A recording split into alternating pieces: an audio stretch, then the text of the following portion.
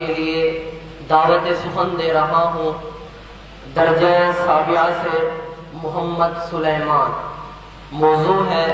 سیدنا فاروق اعظم کے نمایاں کارنامے۔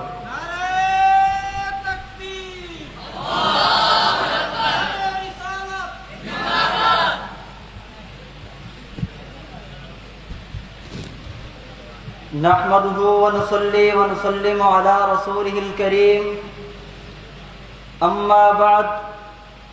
فأعوذ بالله من الشيطان الرجيم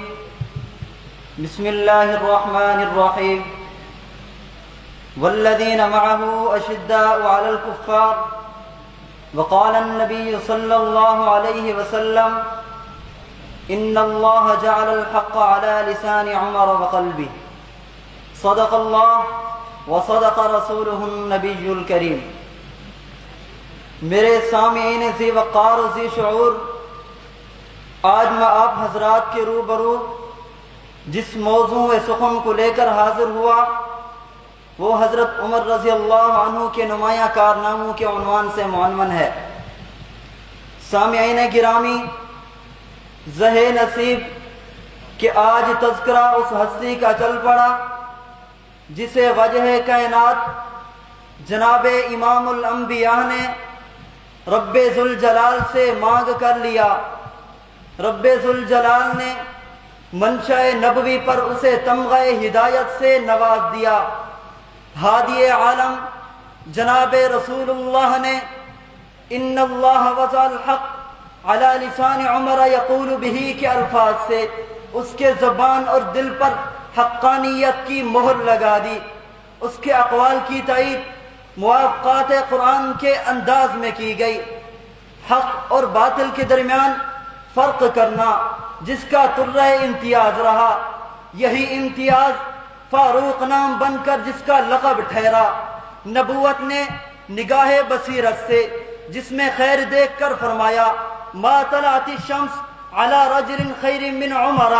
جو رہتے تو دنیا میں تھے مگر مسکن ان کا جنت میں تھا۔ گویا ایک جنت کے رہائشی عدالت کا، رحم دلی کا، اسلام کی محبت کا، اسلام کے پرچار کا، اطاعت رسول کا، جذبہ جہاد کا دنیا میں چراغ روشن کیے ہوئے تھا۔ دائرہ اسلام میں جس کی آمد جرت و بہادری کا عنوان ہے، جس کی آمد ہجرت مدینہ کا عنوان ہے، جس کی آمد اظہار اسلام کا عنوان ہے، جس کی آمد غلبہ اسلام کا عنوان ہے، نبوی کمال اس میں، نبوی اوصاف اس میں، نبوی عادات اس میں، نبوی اخلاق اس میں، نبوی خصائل اس میں، نبوی جرت، نبوی بہادری، نبوی للکار، نبوی الغار، نبوی افکار، نبوی نظریات اس میں یوں نمایاں تھے کہ محبوب خدا بزبان نبوت فرمانے لگے لو کان بعدی نبی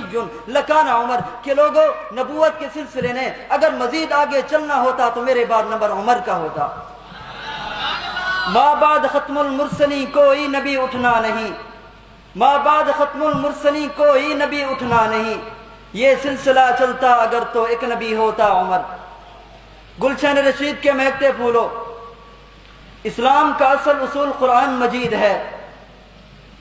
اور اس سے بھی انکار نہیں کہ قرآن کا جمع کرنا، ترتیب دینا،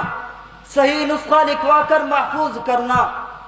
اور تمام ممالک میں اس کی تعلیم کا نظام رائج کرنا مشکل ترین ذمہ داری ہے، مگر جناب عمر نے ان سب کو بخوبی نبھایا۔ سیدنا فاروق اعظم کے دور میں یہودیوں کو ان کی شامت اعمال نے گھیر لیا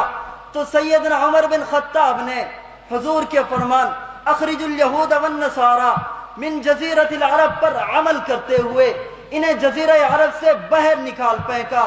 سیدنا فاروق اعظم نے کے دور میں رویشد نامی شخص شراب پیتے ہوئے پکڑا گیا تو آپ نے اس کے گھر کی تلاشی لی تو اس کے گھر سے مزید شراب نکلی تو آپ نے اس برائی کا جڑ سے ہی خاتمہ کرنے کے لیے اس کا سارا گھرانہ جلا دیا۔ اپنے انقلابی کارناموں کے ذریعے خلافت اسلامیہ کی بکھری کیفیت کو منظم شکل میں ڈالا۔ مفتوحہ علاقوں کی دیکھ بھال اور ان کے انتظام و انصرام کے لیے گورنر مقرر فرمائے۔ گورنرز کے انتخاب میں اس بات کو مد نظر رکھا کہ ایسی معزز شخصیات کو اس عہدہ پر فائز کیا جائے کہ جن کی قوت فیصلہ مسلم ہو، تاکہ فیصلہ کرنے میں یہ عہدہ بردار کسی گروہ سے متاثر نہ ہو سکے۔ انسداد رشوت کے لیے قاضیوں کی بیش بہت تنخواہیں مقرر فرمائی، تنخواہوں کی ادائیگی اور دیگر ملکی امور کے لیے ہجری تقویم کی بنیاد رکھی، معاشرتی جرائم کی روک تھام کے لیے اسلامی سزاؤں کا نفاذ کیا، جرائم پیشہ افراد کے لیے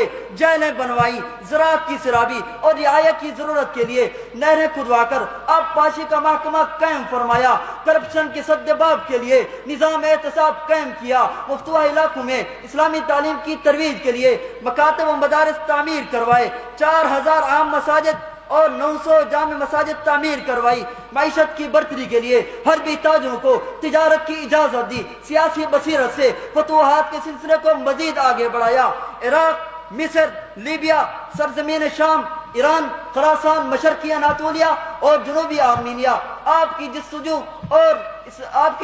سے اسلام کے زیر نگیں آئے اور 22,51,030 مربع میل کے رقبے پر اسلام کا پرچم لہرانے لگا۔ آپ کا نظام عدل، نظام حکومت، نظام افواج ہر دور کے حکمرانوں اور سیاست دانوں کے لیے نمونہ عمل اور مشعل راہ ہے۔ متاع عام نہیں خسروی و درویشی، متاع عام نہیں خسروی و درویشی، کب ایک شخص میں ہوتے ہیں یہ ہنر پیدا،